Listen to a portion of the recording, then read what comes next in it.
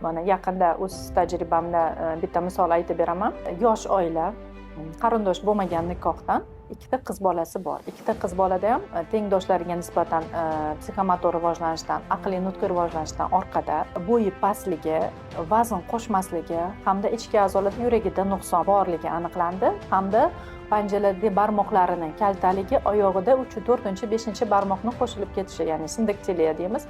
Ikkita qizda bir xil kasallik. Oila yana farzand ko'rishni rejalashtiryapti. Biz bu oilaga tekshiruv nazarchi qildik. Bu tekshiruv natijasida bizda ota-ona bir xil kasallik tashuvchiligi hamda o'sha ikkita tashuvchiligini bolalarga o'tganligi aniqlandi. Tashxisimiz Smita-Lemli-Opitz sindromi deyiladi.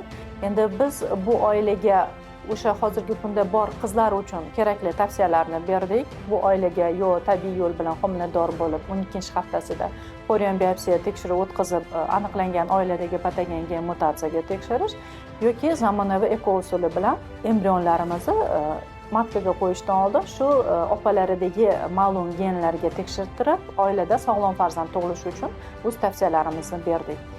Farzandlaringizda bir xil kasallik kuzatilsa yoki aqliy nutqiy rivojlanishdan orqada qolish hamda bu holatlarning takrorlanish holatlari bo'lsa, bizda genetik maslahatlarni olishni tavsiya qilamiz.